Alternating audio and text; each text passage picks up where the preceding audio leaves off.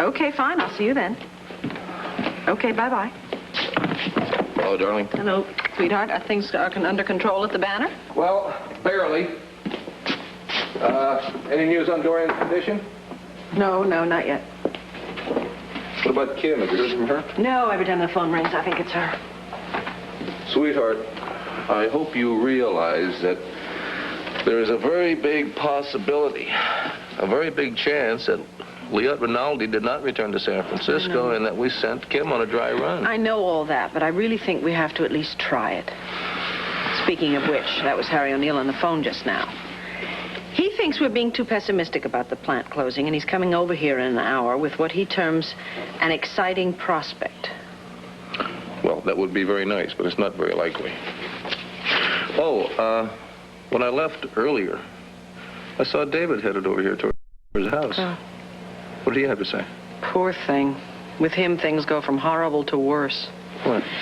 Cassie all of a sudden has it in her head that David pushed Dorian down the stairs in a fit of anger. What? And of course she won't even hear the suggestion that her mother might have had something to do with Liat coming to town and stopping the wedding. Well, if they can prove that, the kid's in for another blow, isn't she? Hi. Delilah. Delilah. Aaron said that you were in here. Can I talk to you for a couple minutes? Yes, of course. Sit down. Thank you. How are you? Well, I'm fine. Feeling pretty good. How about the two of you? We're fine. The boys are fine. We're all fine. Good. You know, when I was coming in, I saw Beau's car parked out by the West Wing. I thought that he had left town. Did he take a plane? Well, he did leave town, but we're not exactly sure just how he left. He asked about leaving his car here, said he wasn't going to be needing it. Well, where did he go, anyway? Oh, you've come to the wrong people for that information. He didn't tell us. Well, I can't imagine that he'd leave town and he wouldn't tell either one of you. Yeah, well, he's supposed to check in every couple days, but so far we haven't heard a word. Well, that's too bad, you see, because I need to get a hold of him. I'm sorry, Delilah. We really can't help you. Well, see, I've been seeing Will Vernon. After my suicide attempt, I realized that I needed to get some help. And, well, Will has come up with some things that he thinks would be best sorted out with Beau. And I need to get in contact with Beau and see if he could join me for a few sessions. Well, all I can do is relay the message to him when he calls in. Well, Beau told me that if I needed anything, if he could help me, then he would. And, well, it would be great if he could join me for my session tomorrow. Will thinks it'd be very important. Again, Delilah, we will be happy to give him the message, but we can't say when. Well, if I just had a phone number or something. Delilah, read my lips. We really don't know where Beau is. Now, if you'd like me to call Will Vernon and explain... No, that's all right. I can take care of it myself. Really. Listen, I'm sorry that I barged in and bothered you. All right. Hope to see you soon.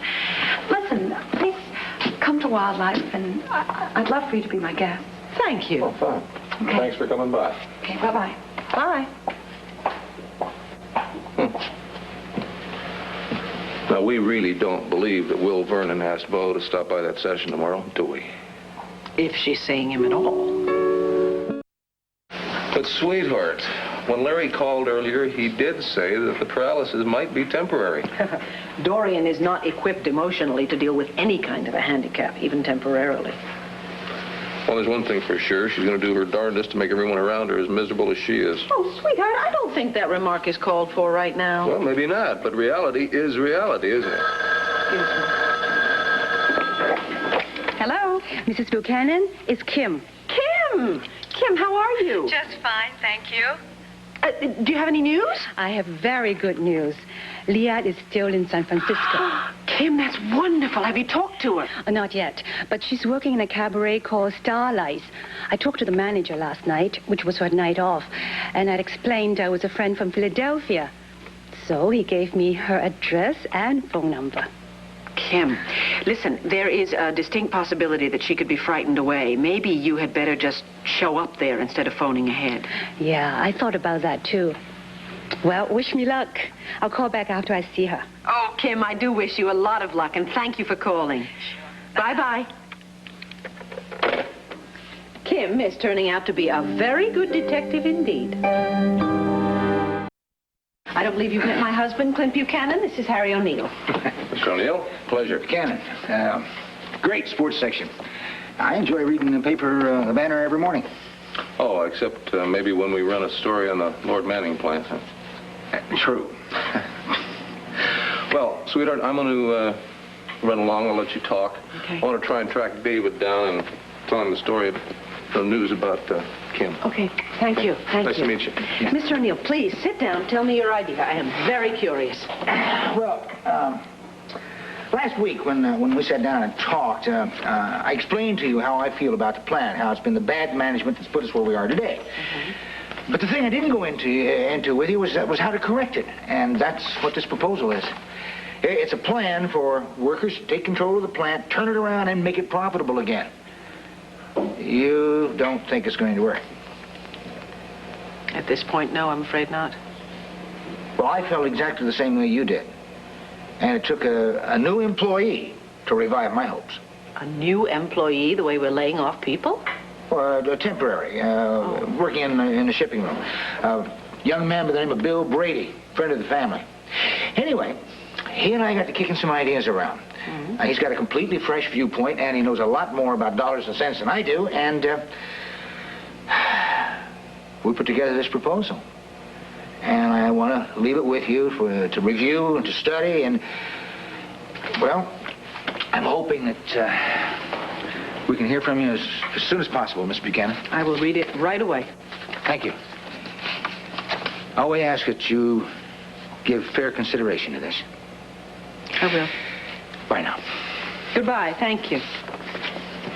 Harriet, would you show Mr. O'Neill out, please?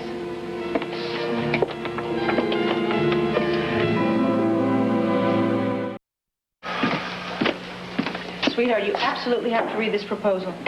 I was very hesitant at first, but now I really think they have something. Yeah, such as? Well, the employees think that if they could be given free rein of the company, they could turn it around in 1 year. 1 year? Yes. Obviously, they'd be willing to make a lot of sacrifices. They're willing to take pay cuts. They'd be willing to give up all their fringe benefits, and they'd be willing to work longer hours. Wait a minute. Honey, the plant would still need an infusion of fresh money, wouldn't it? Money that the Banner can use. Well, just read it with me, would you please? I tell you, maybe I see more possibilities than there actually are because I'm emotionally involved with this whole thing, but I promised I would give it every consideration, and I want to. At straws, but I really do think that this proposal for worker management of Lord Manning might be the solution. It's imaginative, it's daring, and more than anything, it might be possible. I agree with part of what you say. This is an impressive piece of work. But damn it, honey, taking over something the size and complexity of Lord Manning, it needs more than good intentions. I'm going to go down to the plant. I haven't been there in a long time, and I should go. It'll give me a chance to talk over some of these ideas with Harry, and it'll also give me a chance to meet this fellow that Harry said contributed so much, this Bill Brady. Who are you calling? Mark Pemberton. I want him to see this as soon as possible. Hold on a second. Honey, before you get all fired up about this, let's take a minute and look at it realistically. I thought I was. This proposal calls for a tremendous amount of sacrifice from all the workers at the plant. Look, it calls for some serious pay cuts. It calls for them to work on Sundays. It calls for them to assume all kinds of new responsibilities. I understand all that. For a plan like this to even begin to work, the morale at the plant would have to be fantastic. Now, I don't think that's the case.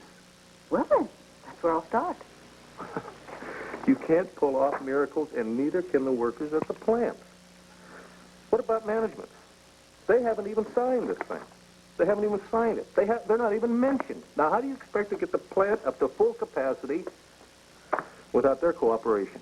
I don't know, and we are definitely not going to find out standing here talking. We have to go down there and talk to them. Sweetheart, an hour ago we were given some hope where before there was none. I think we owe it to them to try and make it work. I just hate to see you set yourself up for another disappointment. I will be okay. Even if it doesn't work, I'll be okay. But I want to try. Okay. But I'm going with you. You don't have to do that. Oh, well, I want to. You have meetings all afternoon. I'll cancel. I'll cancel. Now, look, if there's even a small chance that the workers can pull this off and make the plant start working again, I think the banner should be in on the story from the beginning, don't you? Is that the only reason you want to go along? Sure, why else? Well, you don't want me to go with you? No, I'm delighted if you're sincerely interested, but if you're concerned for my safety, then I think you're being an alarmist. Really? Mm-hmm. I hope that's the case. Call Mark, see if he can meet us. Problems, but I also think that there is more than just a ray of hope in this proposal. And I think that it's worth investigating further. Yeah, well, I think that Harry O'Neill is very persuasive, and I think the letter they presented is very impressive. But You know what they say about the light at the end of the tunnel? Mm-hmm. Could be an oncoming train. I hope that this is good news.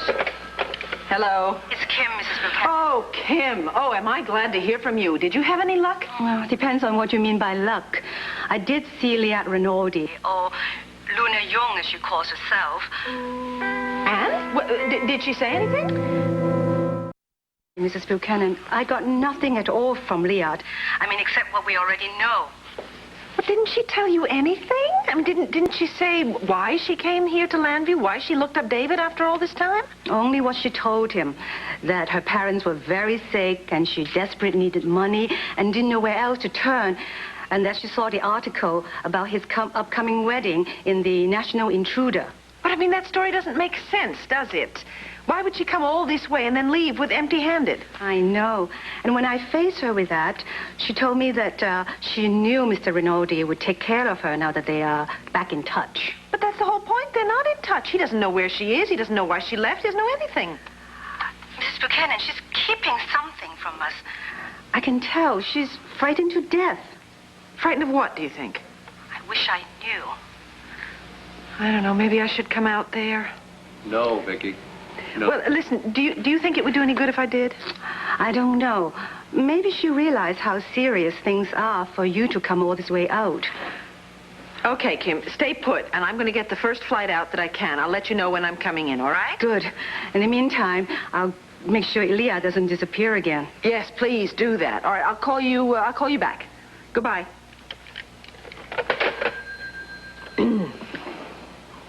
Are you out of your mind? Probably, but can you think of anything else we can do? Yes, I can. You can call David. You can tell him that you've located Liat, and then you can let him take it from there. Sweetheart, David talked to Liat when she was here in Llanview. He begged her. He pleaded with her. He explained how she was ruining his life. It was useless. Oh, but you can break her down. I will tell you something. I think in some cases a woman has a better chance, yes. Really? Mm-hmm. Well, Kim's a woman. She got no place. No disrespect to Kim, but I think that I am considerably more assertive than she is. Ah, assertive. You mean tougher? A little more intimidating? When I want to be, yes. Sweetheart, I admire your willingness to help. But why are you going to all this trouble? Oh, I guess for two reasons. First and foremost is Jenny. I love Jenny, I really do. She's like a sister to me. And I admire and I respect David. I guess more than anything, I can imagine the awful strain that those two people are under. And I know that they're not going to get together until this thing is resolved, and the longer it takes, well, the less chance they have. So let me see what flights are available. Oh, wait a minute. Aren't you forgetting something? What? Well, we have a 2 o'clock meeting with Mark Pemberton. You know, the Lord Manning proposal. What are you going to do about that? Sweetheart, you have to decide if you're going to close the plant or not. Well, I don't know. I'll take a later flight. I think there's one at 4 o'clock. What do you think about Harry O'Neill? You think he's management material? I don't know. I know it's a long ways from the floor to a corner office. Why don't you give that some thought after you've made a decision on the overall proposal? Hello, yes? Yes, do you have a 4 o'clock flight? Well, I wish you'd let me know sooner that you two wanted to come down here. I could have arranged a formal tour of the facility. Nope. The time for formal visits is past. I have something here I want you to read. What is it? Proposal for worker management of Lord Manning. Really? It was written by Harry O'Neill and a new employee here at the plant. In short, they're saying if we can give them a year, they can turn the plant around and make it profitable. Well, they obviously don't think very much about the way Lord Enterprises has been running things for the last 10 years. I've seen this kind of thing before, Viki. It's really just another way of denying any responsibility for the demise of the plant. You don't believe that it could work, do you? I'm not sure. I'm kind of hoping it will, yes. Well, all right, I'll read it very carefully, but I've got to tell you up front, my instinct is that this plan cannot save Lord Manning. This is a very complicated operation we have down here. To turn the plant around would take some very specific expertise, which I just don't think the workers have. Yes, but worker management has been successful in other situations, hasn't it? Yeah, in less competitive businesses.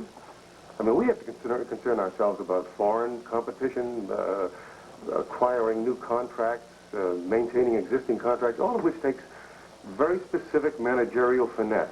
I just can't see it happening here. Come in. No, not at all, Mr. O'Neill. Please come in. Do you know Mark Pemberton? Yes, I do. I was just glancing over your proposal. Mrs. Buchanan seems to think that it deserves serious consideration. Is that right? Yes, there's no question about it. I'm going to need some clarification on a lot of the details. Oh, sure. I just hope I can give you the right answers. I'm kind of new at this, you know. Yes, I understand. Actually, we were hoping that you might have the time to give us a tour of the plant. We'd like to see some of these specific operations you mentioned in the plan. It'll be my pleasure. Would you like to come along, Mr. Pemberton? I think I'll just go on reading this. But please, you go ahead. Shall we? Miss Buchanan, this is the shipping room where Bill Brady works. Oh, good. I'd very much like to meet him. Meet Mr. Buchanan. This is Judson Krebs, our shipping foreman. How are you? Nice to meet you. Hello, it's nice to meet you, Mr. Krebs. Oh, it's a real pleasure to meet you, ma'am. Thank you. Thank you. Well, I suppose you're all here about that proposal that Harry thought of. Yes, that's right. That's a real fine piece of work, isn't it? Nice thinking there, Harry. You think it'll work? Well, we're looking for all options that could keep Lord Manning open. Oh, that's good to hear. Who's that new man, Bill Brady? I don't know. He was just here a minute ago.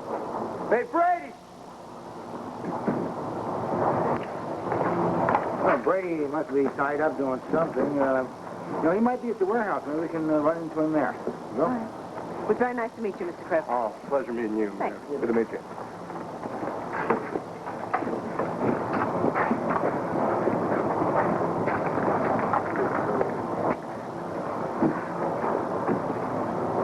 Brady, everything stay okay with the Cincinnati order? Didn't you hear me calling you back there? Where you been? Well, Bernie called me. I stepped out on the dock, give him a hand for a second there, right? Well, you just missed your big chance to shake the hand of the little lady who signed your paycheck.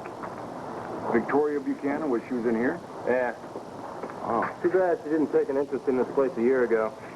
Otherwise, we might not be going down the tubes, but, she was too busy playing with her symphony orchestra and her newspaper and all them toys those rich folks use. Yeah. Well, maybe I'll get an opportunity to meet her again. You think there's a chance she'll come back in here later on? No. Seeing the shipping room once is enough. You blew it, genius. Yeah, I guess it did. Viki, I have nothing but admiration for Harry O'Neill and the other man that drew this up. Bill Brady is his name. We haven't met him, but he's obviously a man with ideas. Unfortunately, ideas aren't capital. Ideas aren't machine tools, markets. And except in rare circumstances, they don't even represent borrowing power. So you don't think that this is a viable alternative to closing the plant? It's not going to do what you want it to. Right now, your primary need is for capital to keep the banner running, right? But if they could turn things around at the plant and start to show a profit... That's a big if. But don't they deserve the chance to try? After all, they're willing to take the risk. Risk? What risk? You're the one taking the risk, honey. It's your money that's keeping the plant open. And your investment that goes down the drain if it fails. Yeah, and you're probably putting the future of the banner on the line, right? That's right. It's a lifeboat situation, Viki. And you're the captain of it, of Lord Enterprises and the banner. And you run the risk of taking the employees of some very successful businesses down along with the sinking Manning. Oh. Boy, it's a dreadful decision. I don't envy you. Do you want a couple of days to mull it over? Yeah, I think I better have it. I'm going out of town anyway. I'll call you when I get back. Mark, I thank you very much for all of this. I certainly appreciate your astuteness and your candor. I'll see you out. I know my way out. Viki, have a nice trip. Thank you. Clint? Mark, thank you.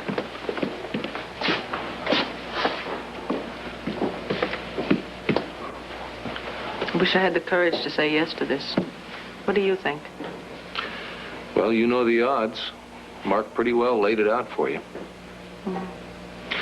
Why don't you think it over on the plane, sleep on it tonight? Plane? Oh, my word. I haven't even packed.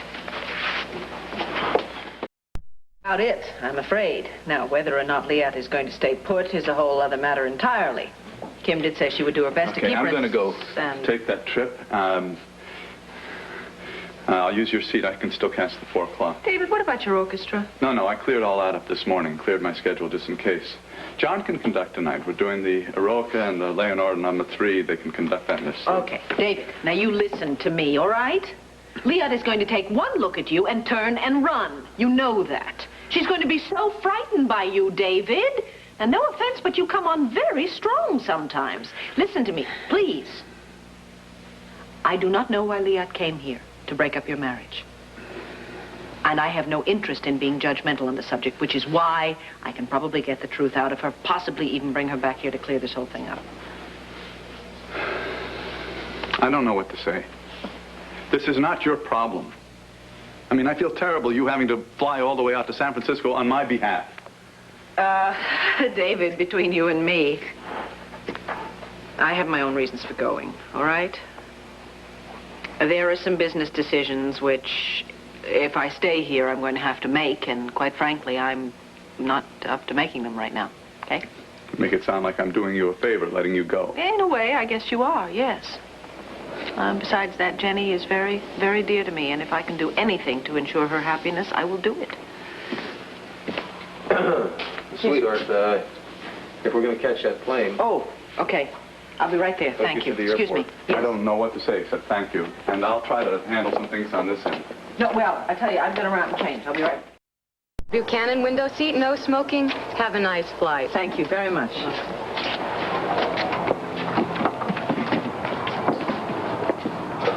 Well, I hope everybody appreciates what you're doing. Oh, well, heavens, David certainly thanked me enough. No, I mean, everything you're doing, trying to keep Lord Manning open, your personal concern about all the people who work there. I'm just an all-round warm and wonderful person. You're a class lady is what you are. I'm not an all-around warm and wonderful person. Yes, that too. Thank you. Every man should be as lucky as I am. Including David Rinaldi? Yes, even David Rinaldi. Well, then I hope I can pull it off. After all the trouble they've been through, I think they deserve a little happiness. Like us? Yeah, like us. Ladies and gentlemen, flight 303 non-stop to San Francisco is now ready for boarding. That's me. I better go. Take care of the boys. And yourself? I hate saying goodbye at the airport. So don't go. Oh. I'm kidding. Go on.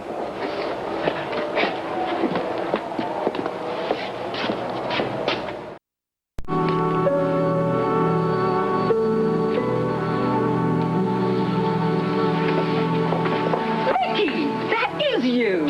Estelle Chadwick, what coincidence. Do you mind if I join you? We can have a wonderful flight to San Francisco.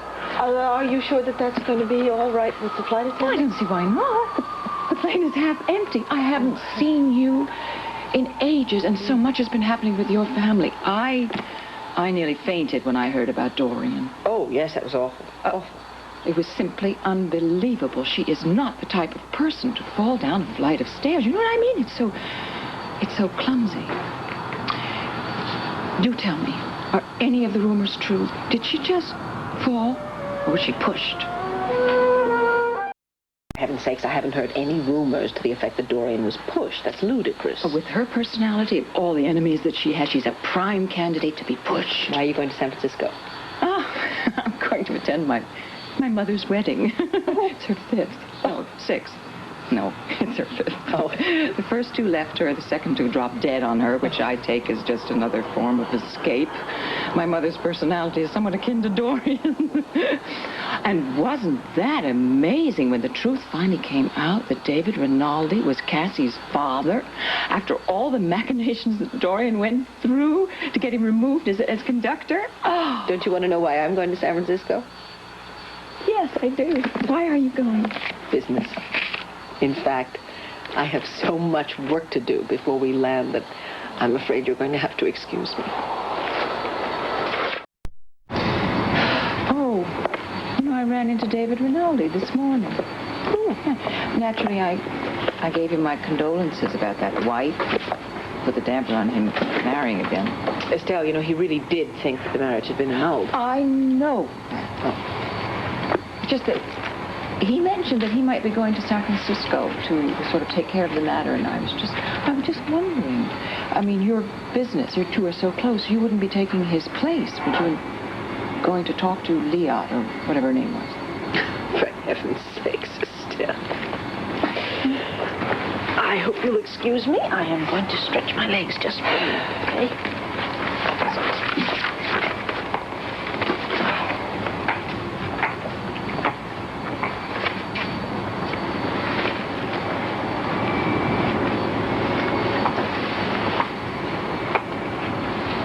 Nice photo, don't you think? I was looking for tissue. Were you now? Estelle, you were looking through my briefcase. That's what you were doing. Now, has your curiosity about something which is absolutely none of your business been satisfied? Or maybe I could go to the ladies' room, let you look through everything else.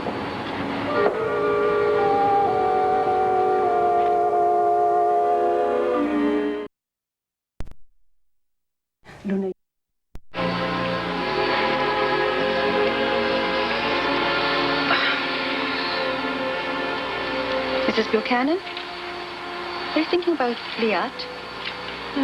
More precisely about how Brad paid her to stop the wedding. I find that unbelievable. That isn't love. No, it certainly isn't. If he truly loved her, he'd want her to be happy, and I think she could be happy with David. He did it out of spite. Do you think he realizes that? Oh, probably. I expect he's rationalized it all for himself, though. Boy, he's going to have a lot of explaining to do. Now the annulment will happen, and David and Jenny will be married. And the only loser will be Brad Vernon.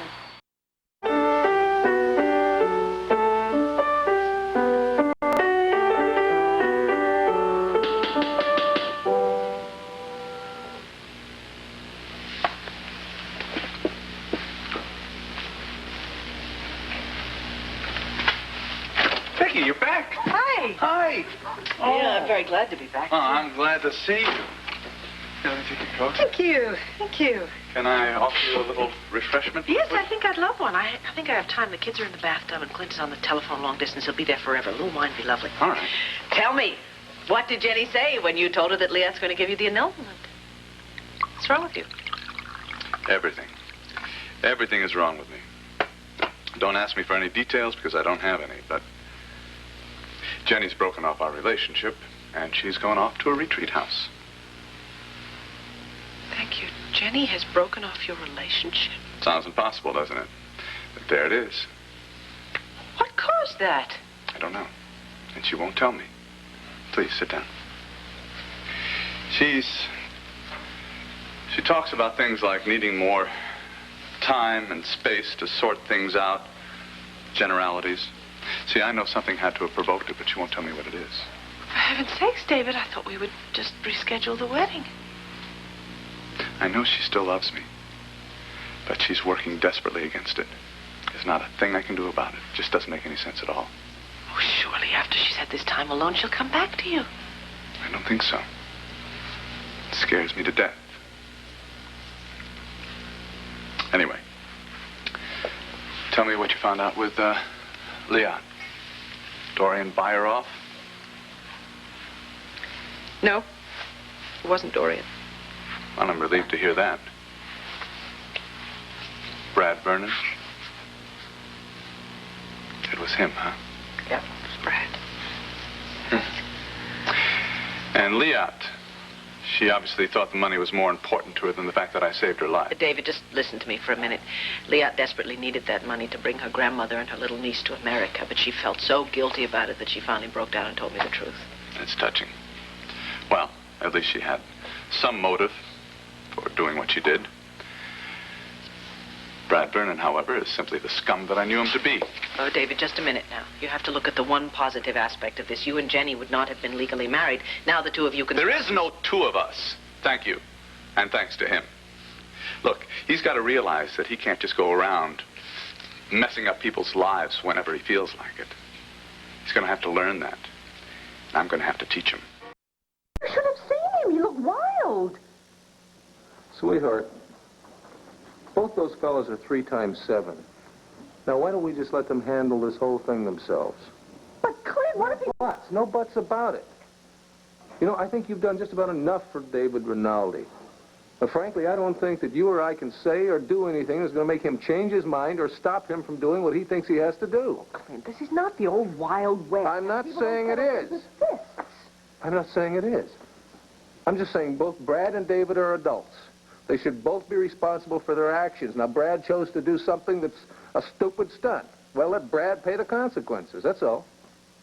Yeah, but if something terrible happens, it's going to be my fault. Oh, really? Why is it that you feel you are responsible, that you have to carry all the problems of the whole world on your shoulders? Oh, don't make fun of me. I'm not making fun of you, honey. But I am saying that I would like to feel that you had certain priorities. And I'd like to know that your children and your husband were at the top of the list. Of course you are. You know that. Well, then let Brad and David and Jenny and everybody else tend to their own lives. Now, you got a couple of real beautiful boys in there that are just chomping at the bit to open the gifts that you brought them from San Francisco. And you got a husband who's been missing the hell out of you and could use some love and attention. What do you say we go back to the house?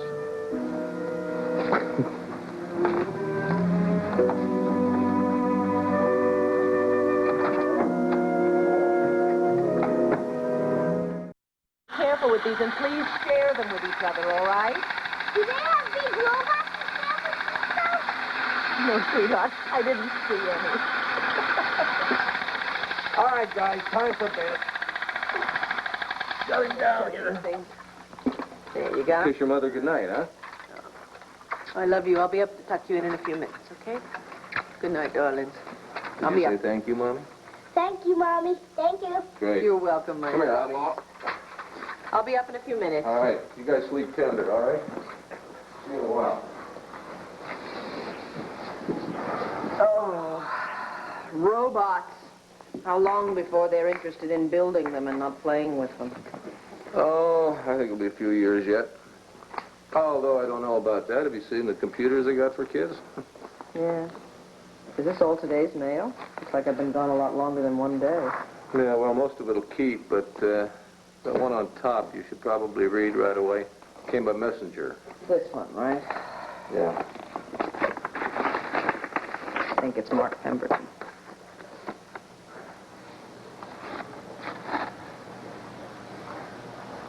Lord Manning?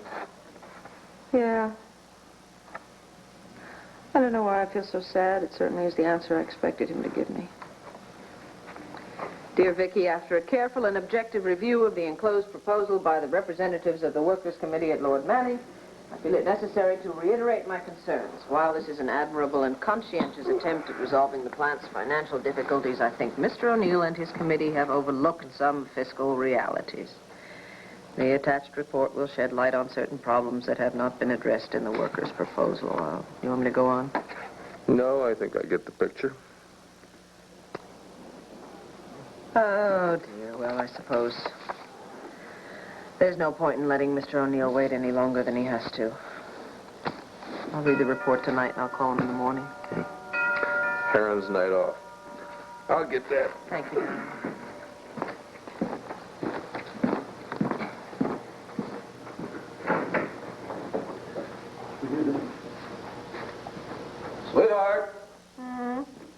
surprise for you.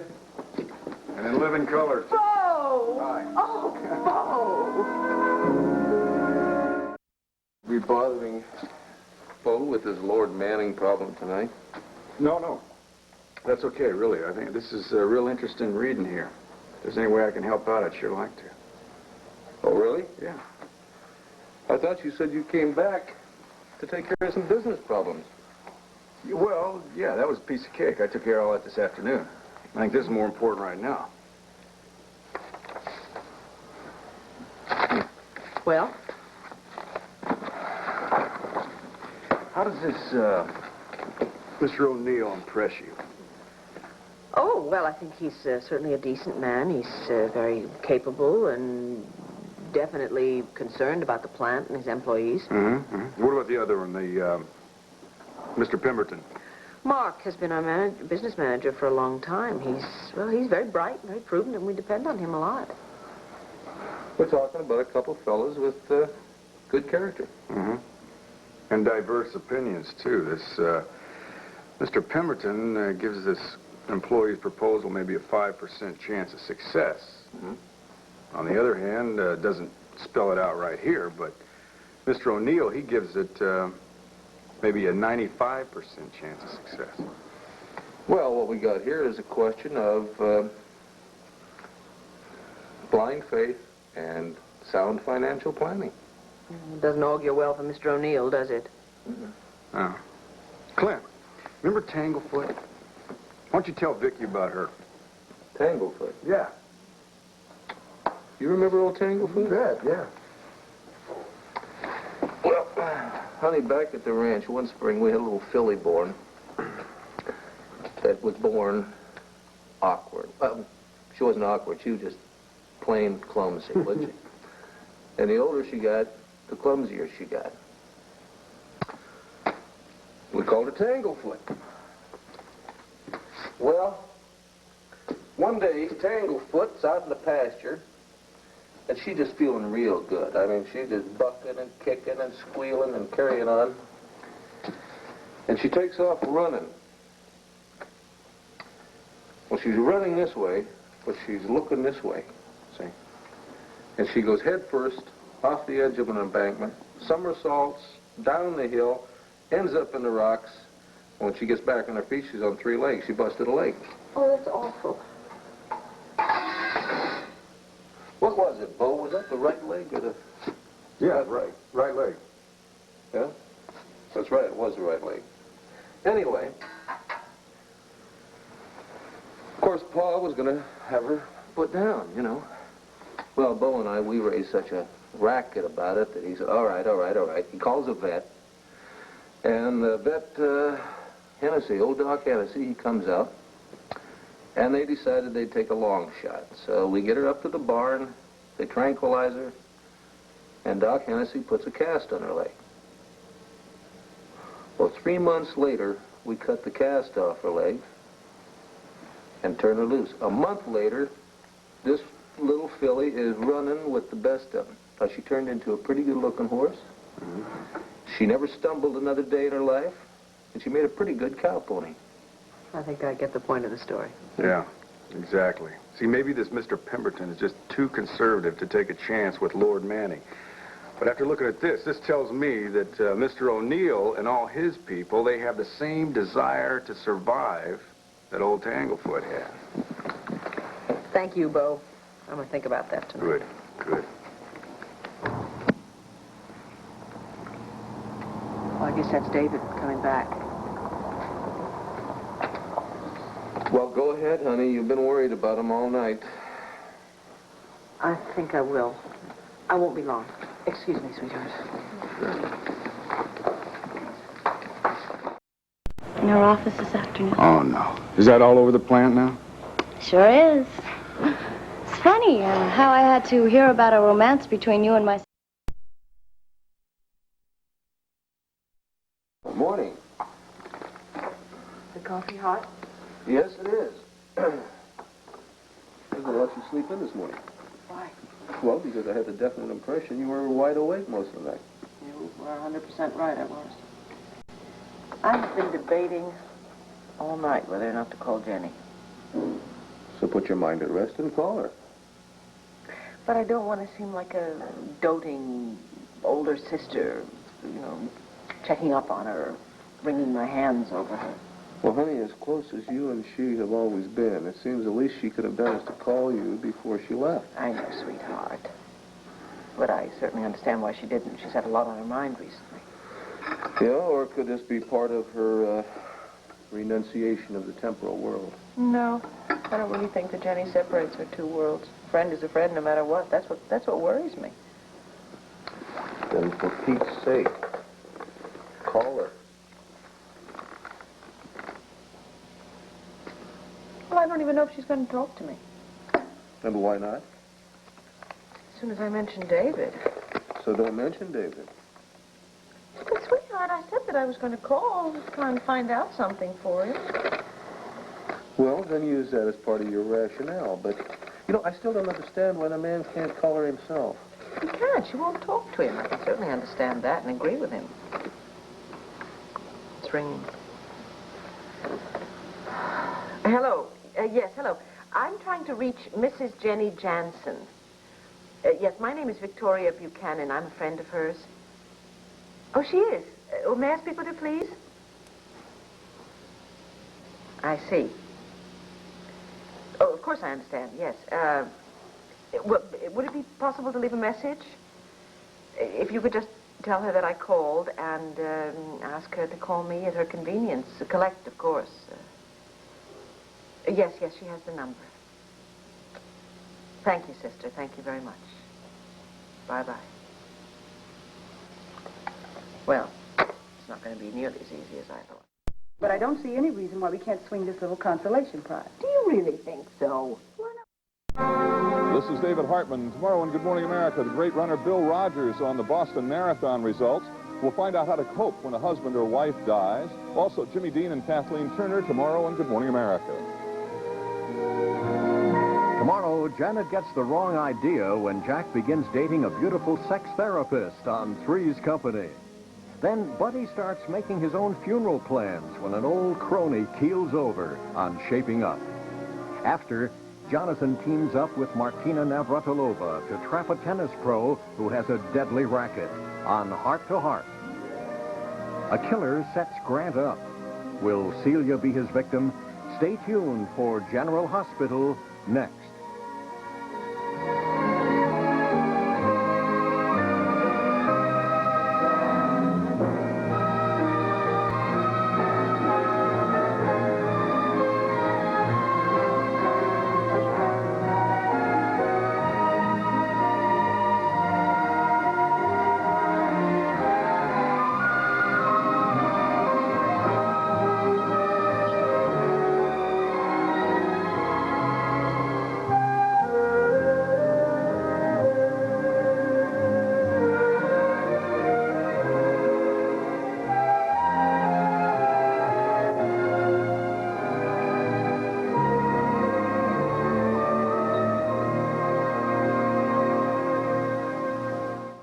Lunch or dinner?